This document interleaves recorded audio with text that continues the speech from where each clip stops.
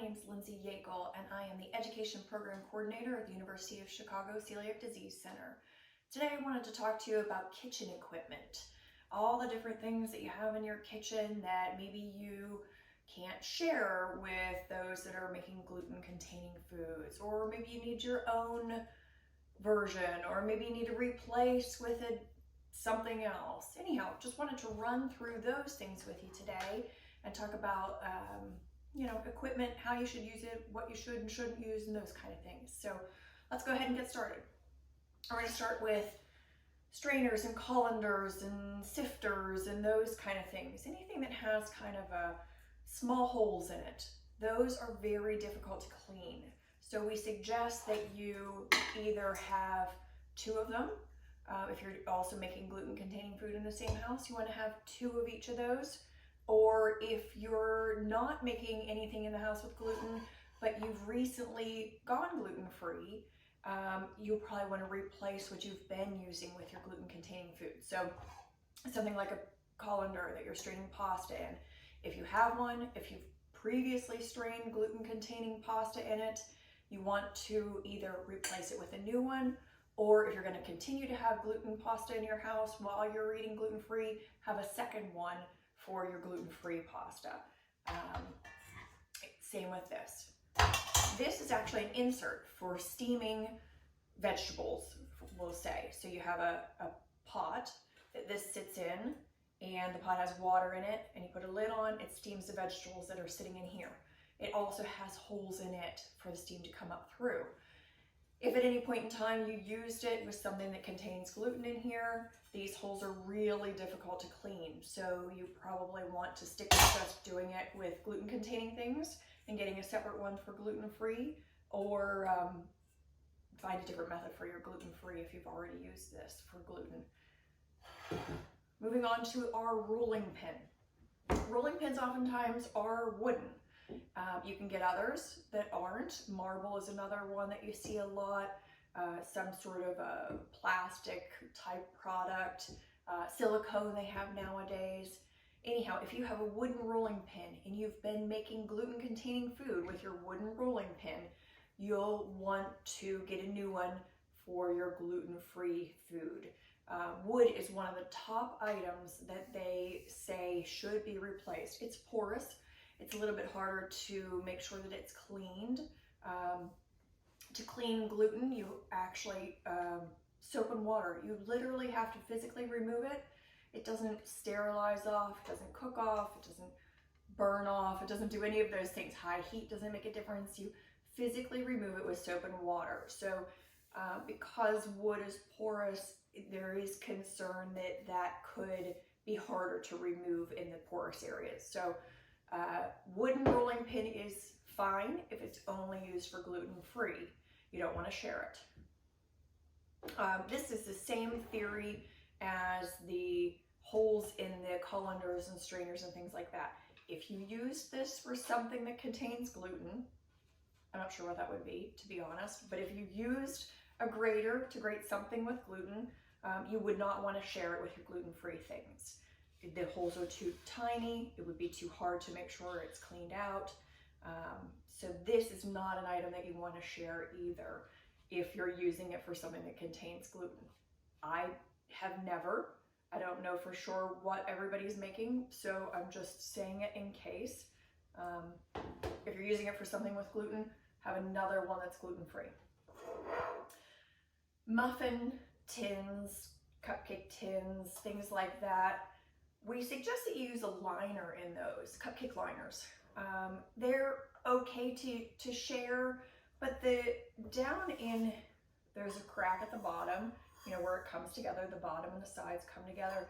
It can be difficult to clean that. It's not impossible, it can be difficult. So to be on the safe side, we say use liners. Just put a muffin liner in there and bake that way. Then you don't have to have another pan. It saves you, so you can do it with gluten-containing and gluten-free if you're using the liner in there to make sure your gluten-free is nicely protected. Wooden cutting board, same theory as the wooden rolling pin. You're gonna make sure that if you've used it for gluten before, you're not using it for for your gluten-free. If you buy it specifically for your gluten-free, it's fine to use, but it has to be just for your gluten-free. Again, it's porous. You run the risk of gluten particles remaining on there. You can't put wooden things in dishwashers, you can't do any of that. So it's one that you want to make sure is separate, gluten-free and the gluten containing. We're not sharing a wooden cutting board. Ideally, you don't even worry about the wooden things. You only use them for your gluten, and you get something like a plastic cutting board and you use that for your gluten-free things. That's safer. It's not the same kind of porous that the wooden board is. So we strongly suggest a plastic cutting board for your gluten-free things. Also, things like parchment paper. It's the same idea as your cupcake liners, your muffin liners. Just for a little added protection, you can always put this down on a sheet pan, or you can cut it to the size of your cake pan and things like that. And then you help protect your gluten-free food from gluten. Although things like sheet pans can be washed and used for both. If you have metal sheet pans, then you should be good to go. But a little extra protection might be nice, and that would be the parchment paper. The next thing that we want to talk about is your utensils. So ideally you're using metal utensils in your gluten-free cooking. There's wooden spoons and there's things like that. But again, that's going to be similar to the cutting board and the rolling pin. When you're cooking with wooden spoons and things like that, they're porous. It's harder to make sure it's clean, so we suggest metal is best. You can see in my own kitchen, I have a whole container of metal utensils. That's what I use. It's the safest way to go. Pastry brushes, basting brushes. These also, they're not talked about very often, but they are difficult to clean. It is truly just a brush end. So if you're using those or have them and you've already used them with your gluten-containing baked goods, you'll want to get new ones for your gluten-free. There's no great way to make sure that you're washing in all of those brushes. It's a perfect place for gluten to sit. So you want to make sure that you get new pastry brushes and basting brushes for specifically your gluten-free baking and cooking. The next thing is toasters. Toasters we don't want to share unless you're using a toaster bag. I'm not sure if you're familiar, but there are toaster bags that you actually put your toast into, and you can then put it right into the toaster and toast it that way. They're specifically made for toasting in a toaster. Toaster bags, that's what you want to look for if you don't already have them and you're interested. So what I do in my house is we have two toasters. They're exactly the same, identical toasters. I have a label on this one, yellow label. Bring it over here a little closer. Yellow label, and it says GF on it. And that's how we know that's the gluten-free toaster in my house. The regular toaster, no label at all. You can see the cord it's empty, no label. Gluten-free toaster, yellow label so it stands out with the GF on it. So that's how we handle that here. You, again, can do toaster bags, so you don't have to have two toasters. And that way the gluten-free bread is protected inside of that bag. It's not touching the toaster. The other thing I wanted to talk about is bread machines. Bread machines should not be shared. There are bread machines that have a gluten-free setting.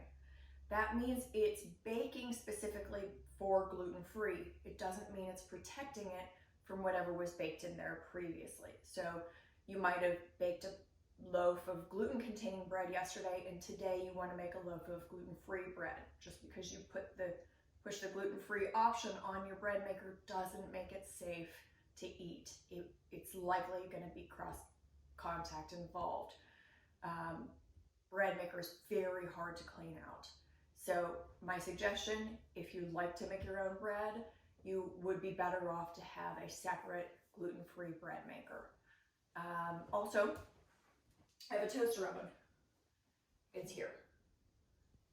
I only do gluten-free in it. And the reason I do that is because my toaster oven is it does multiple functions. It air fries, it's a convection oven, it does a lot of different things. And what we find is with the air frying setting and the convection setting and things like that, the air circulates around. And then we see, you can physically open it up and look, and you can see particles of whatever was in there, stuck to the sides, stuck to the door, all of that. The air fry setting in particular seems to do that. So I suggest that it's only used either for the gluten containing or the gluten-free, but not both, because there will be cross contact in this type of toaster oven. A traditional toaster oven, if you want to share it, that's a place where your parchment paper might come in handy, or a sheet pan. They make small little sheet pans that you can put right into a toaster oven. So your gluten-free things, instead of putting directly onto the surface of the rack in the toaster oven, you want to put onto maybe a sheet pan or something like that. That's a way to help avoid any cross-contact issues in a toaster oven. But again, this toaster oven is a little bit different because it has the other additional settings. So that one, in my house, it's specifically gluten-free. In my house, half of us have celiac disease, and so oftentimes we get preferential treatment, actually. That's just how we do it in our house. So toaster oven is used specifically for the gluten-free people. That's about it. I think I've covered the majority of the equipment things that you come across and that are talked about and you need to know whenever you're first making the transition to eating gluten-free. Thanks.